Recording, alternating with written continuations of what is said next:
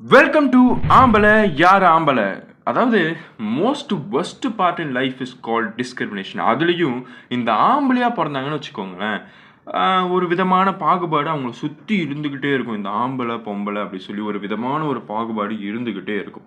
இப்போ ஒரு ஆம்பளை புள்ள வந்து பார்த்தீங்கன்னா பிறக்கிறான் அப்படின்னா அவன் திடீர்னு ஒரு நாள் அழறான்னு வச்சுக்கோங்களேன். சுற்றி இருக்கவங்களாம் என்ன சொல்லுவான், வாயை வச்சுன்னு சும்மா இருக்க மாட்டான். ஏடி ஆம்பளை புள்ளெல்லாம் அழக்கூடாதுடா, ஆம்பளை புள்ள அழலாமா, ஏண்டா நாய்ங்களா அவனுக்கு வலிக்குது அழுகுறான்டா, அது கூட ஒரு தப்புன்னு சொல்லுவீங்களாண்டா. அடுத்து வந்து பார்த்தீங்கன்னா இந்த மீச தாடிலாம் வந்து பார்த்தீங்கன்னா வளரல, எல்லாம் வந்து மீச தாடி வழிச்சிட்டான் அப்படின்னா நீ என்ன பொம்பளையான்னு ஈஸியாக கேட்க வேண்டியது. அதுவும் இல்லையா, இவனுக்கு வந்து ஏதோ ஒரு ஹார்மோனல் சேஞ்ச் சம்திங் ஏதோ ஒன்று நடந்து அவனுக்கு மேல் பூப்ஸ் வருதுன்னு வச்சுக்கோங்களேன். அந்த இடத்துலையும் வந்து பார்த்தீங்கன்னா பொம்பளையா நீ இவ்வளோ பெருசாக இருக்குது அப்படின்ட்டு கேவலமான ஒரு ஸ்டீரியோ டெப்பிக்கலான ஒரு சொசைட்டி இங்கே இருக்குது.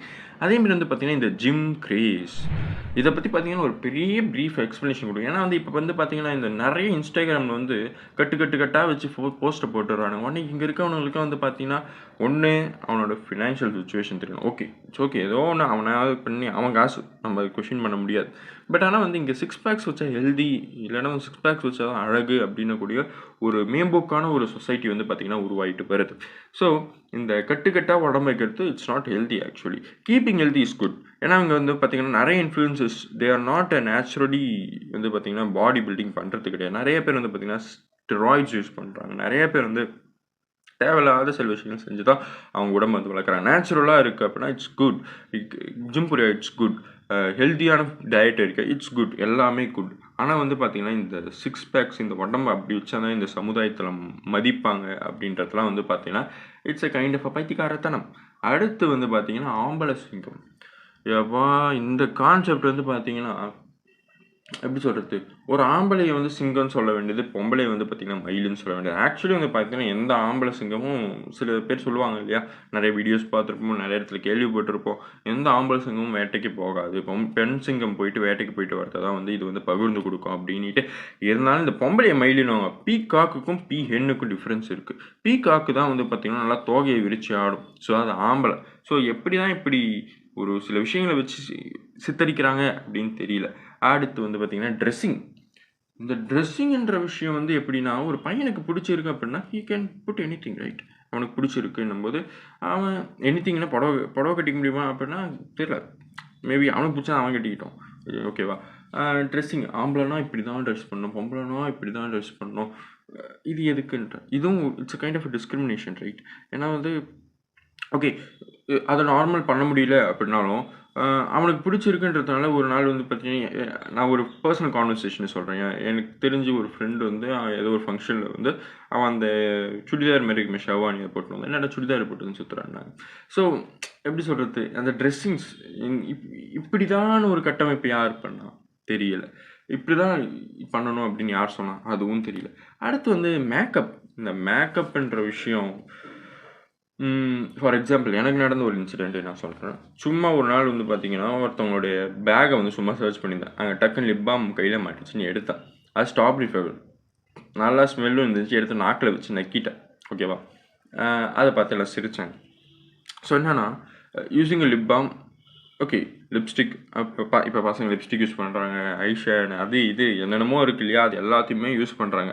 ஆனால் நமக்கு எப்பயுமே வந்து பார்த்திங்கன்னா 10 ரூபா அம்மாம் சோப்பு தான், அச்சமில்லை ஓடு தான். அடுத்து சமையல்.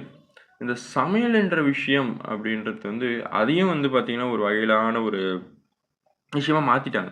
ஆம்பளை பசங்க சமையல் கட்டுள்ள போகக்கூடாது அப்படின்ட்டு. காலம் எப்படி இருக்குன்னு தெரியாது. அடுத்து வரவ இல்லைனா வந்து ஃப்யூச்சர் உனக்கு கல்யாணம் ஆகுமா ஆகாதான்னு தெரியல. கல்யாணம் ஆனாலும் அந்த பொண்ணுக்கு சமைக்க தெரியுமான்னு தெரியாது. ஸோ சமையல் கற்று வைத்துக் கொள்வது மிகவும் நல்லது. ஏன்னா இந்த நலவிருந்துன்னுவாங்களே, நல மகாராஜா அப்படின்ட்டு, இந்த நலவென்பா அந்த இதில் வந்து அவரை மாதிரி சமைக்கிறதுக்கு ஒரு ஆள் இருக்கவே முடியாது. Is a man. இந்த நலவிருந்துன்ற கான்செப்டே வந்து பார்த்தீங்கன்னா ஒரு ஆண் சமையலிலிருந்து வந்தது தான். அதனால் we can't predict our future. நம்ம சமையல் கற்றுக்கொள்வது மிகவும் நல்லது. அவன் சொல்கிறேன், இந்த பூமர் அங்கிள் ஆன்டிஸ்க்கு வந்து பொழப்பு மாரியே கிடையாது. எல்லாம் வந்து என்ன சொல்லுவாங்கன்னா, தம்பி ஆம்பளை பிள்ளைங்க சமைக்கக்கூடாது, ஆம்பளை பிள்ளைங்க கூட்டக்கூடாது, பெருக்கக்கூடாது. It's a worst part of the life. அடுத்து வந்து பார்த்தீங்கன்னா ஆல்ஃபா மேல். இந்த ஆல்ஃபா மேல்ன்ற கான்செப்ட் தலைவலி கொடுக்குற கான்செப்ட் ஏதோ ஒரு வகையில் இன்ஃபோர்ஸ் பண்ணி விட்டானுங்க. அது என்ன இந்த ஆல்ஃபா மேல், இந்த ஆல்ஃபா மேலாக இருந்தால் தான் உங்களை இந்த பெண்களுக்கெல்லாம் பிடிக்கும், நீங்கள் பெண்களை கவர்ந்து இழுப்பவர்கள், சுண்டி இழுப்பவர்கள். நான் எதுக்கிட்ட இழுக்கணும்? பிடிச்சிருக்கா? இதை தான் சொல்கிறேன் இல்லையா, இந்த ஜிம் ஆகட்டும், இந்த ஆல்ஃபா மேல் கான்செப்ட் ஆகட்டும், இதெல்லாம் வந்து எவனோட பர்சனல் லாபத்துக்காக நமக்குள்ளே வந்து பார்த்திங்கன்னா இன்ஃபோர்ஸ் பண்ண சில விஷயங்கள்.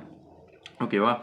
அந்த ஆல்ஃபா புலித்தீஸ்லாம் இருக்காங்க இல்லையா, எப்பயுமே வந்து பார்த்தீங்கன்னா நாங்களாம் வெறப்பாக தான் சொல்லுவோம். 2 பக்கெட்டை தூக்கி கையில் மாட்டிக்கிற மாதிரி சுற்றின்னு இருப்பானுங்க அவனுங்க. எப்படின்னா கையை நல்லா அக்களை தூக்கிப்பானுங்க, 2 பக்கெட்டு கையில் இருக்கும், அப்படி தான் டொங்கு டொங்கு டொங்குன்னு நடந்து வருவானுங்க. This say themself if alpha, நாங்களும் ஆல்ஃபா புலித்தீஸ், உனக்கு தெரியுமா அப்படின்ட்டு.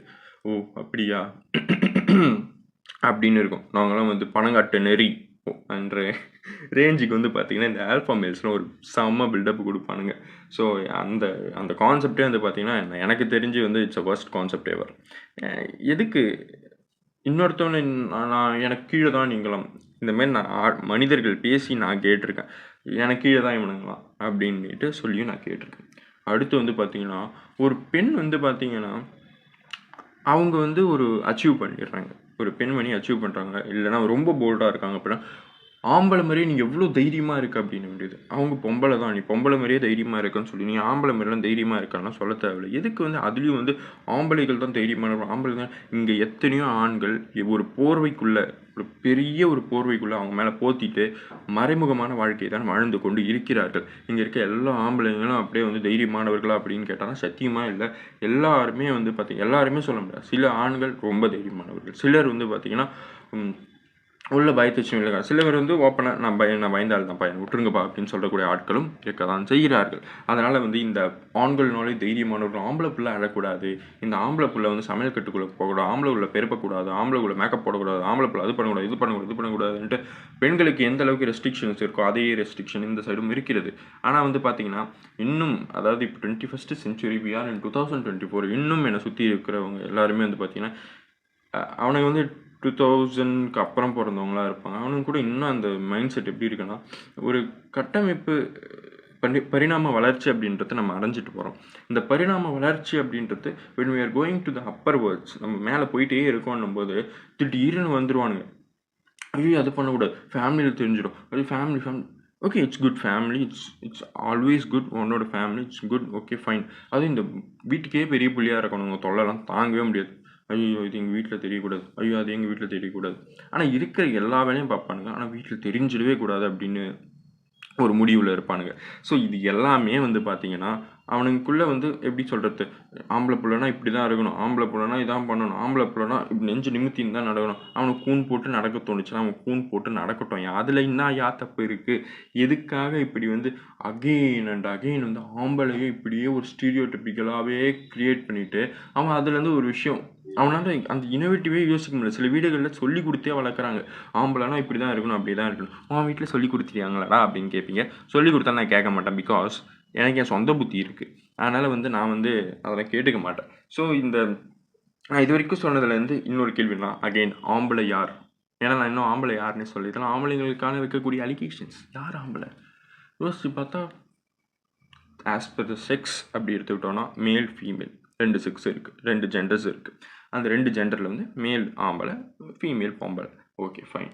இப்போ இந்த மேல் ஆம்பளை இருக்காங்க இல்லையா, who respects a women, okay respects. அதுக்காக வந்து இன்னொரு கான்செப்ட் கொண்டு வந்துடுவானுங்க. அப்போது நாங்கள் என்ன பொண்ணு மண்ணு எல்லாம் ஒன்று அந்த மாதிரியான ஒரு கேவலமான ஒரு கான்செப்ட் கொண்டு வருவாங்க.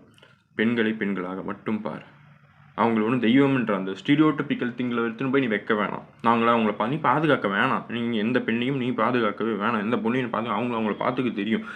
நம்ம வேலை என்ன தெரியுமா? அமைதியாக பண்ணுறியா பண்ணு, சப்போர்ட் யூ. சப்போர்ட்டுக்கும் கண்ட்ரோலுக்கும் நிறைய வித்தியாசம் இருக்குது. அது இங்கே இருக்க நிறைய பேருக்கு புரியல. நான் உங்களுக்கு சப்போர்ட் பண்ணுறேன்ற பேரில் பாதி ஆண்கள் பெண்களை கண்ட்ரோல் செய்து கொண்டு தான் இருக்கிறோம். ஒரு புக்கு, என்ன புக் அப்படின்னா பெண் ஏன் அடிமையானால் அப்படின்னு கூடிய அந்த புத்தகத்தில் வந்து பார்த்தீங்கன்னா, பெண்மை வாழ வேண்டும் என்றால் ஆண்மை ஒழிய வேண்டும் அப்படின்ட்டு கடைசியாக ஒரு லைன் இருக்கும். ஆனால் ஆக்சுவலி எக்ஸாக்ட் லைன் அதுவானா ஆமாம் அதான், ஓகேவா? அப்போ ஆண்களை ஒழித்து விட வேண்டுமானா அப்படிலாம் இல்லை. நான் ஆம்பளைன்னு சொல்லி சில விஷயம் செய்கிறாங்க பார்த்தீங்களா, அந்த விஷயத்தை ஒழிக்கணும். பெண்கள்லாம் அது பண்ணக்கூடாது. பெண்கள் வந்து சமயக்கட்டுக்குள்ளேயே தான் இருக்கணுன்னும்போது அதெல்லாம் உடச்சி எரிஞ்சு வெளில வருவாங்க இல்லையா? அதெல்லாம் வரும்போது ஒன்றும் கிட்ட போயிட்டு இதெல்லாம் பண்ண தேவையில்ல. Just support. ஓகே நீங்கள் பண்ணுங்கள், நாங்கள் எங்களால் முடிஞ்ச ஹெல்ப் பண்ணுறோம். அந்த ஹெல்ப் மட்டும் போதும். இல்லை அமைதி எதுவுமே பண்ண முடியும், அமைதியாக இருந்துட்டு போவோம். ஓகேவா? நான் ஆம்பளை அதேமாதிரி ஆம்பளை மேலே கட்டமைக்கக்கூடிய மிகப்பெரிய விஷயம் என்னென்னா, இந்த சொசைட்டி வந்து அந்த ஆம்பளை மேலே ஒரு ப்ரெஷர், திணிப்பு இது எல்லாத்தையும் போட்டு அவனை இப்படி தான் இருக்கணும் அப்படின்ற விஷயத்துக்குள்ளே கொண்டு வரதுனால தான் எல்லா பிரச்சனைக்கும் இட்ஸ் லீட்ஸ். ஓகேவா? இந்த டொமஸ்டிக் வயலன்ஸ். ஓகேவா? கோர்ட்டில் வரக்கூடிய பாதி டிவோர்ஸில் டொமஸ்டிக் வயலன்ஸ், பொம்பளை போட்டு அடிக்கிறது புதைக்கிறது, இந்த கான்செப்ட் தான். ஆம்பளைனா பொம்பளை மெரிப்பான், நீ பொறுத்துக்கணும், பொம்பளை நீ பொறுத்துக்கணும்டி, அவன் தாண்டி ஆம்பளை அப்படின்ன வேண்டியது. இல்லைனா ஆம்பளை புள்ள பிறக்கல அப்படின்னா ஆம்பளை மேலாம் தப்பு இருக்காது, அவன் மேலே தான் தப்பு இருக்கும் அப்படின்ற ஒரு ஸ்டீரியோடிபிக்கலான ஒரு விஷயத்தை வந்து இம்போஸ் பண்ண வேண்டியது. இதெல்லாம் பண்ணிவிட்டு அதுக்கப்புறம் குத்துதே குடைதேன்னா எப்படி? ஸோ அதனால் பெண்களை பெண்களாக பாருங்கள், ஆண்களை ஆண்களாக மட்டும் பாருங்கள். ஆண்கள் ஒன்றும் வானத்திலிருந்து நேராக குதித்தவர்கள் இல்லை. ஆண்களும் பெண்களைப் போலதான், பெண்களும் ஆண்களைப் போலதான். She will carry, he won't. She give a birth, he won't. ஓகேவா? அப்படின்னு பார்த்தா ஐராக்கியில் பெண்களை தான் மேலே வைக்க வேண்டும், ஆண்களை கீழே தான் வைக்க வேண்டும். ஆனால் இருவருமே சமம்தான். இருவரும் ஒருவருக்கொருவர் செலுத்தவர்கள் அல்ல. அதனால் what I am going to conclude here is, ஆம்பளையா பார், இஸ் ஜஸ்ட் ஜெண்டர். ஒன்றும் தூக்கி தலைமையிலாம் யாரும் வச்சுக்க வேணாம் அப்படின்னு சொல்லிட்டு இந்த வீடியோவை முடிக்கிறேன். ஸோ தேங்க்யூ, சப்ஸ்கிரைப் பண்ணிக்கோங்க. ஓகே, பாய்.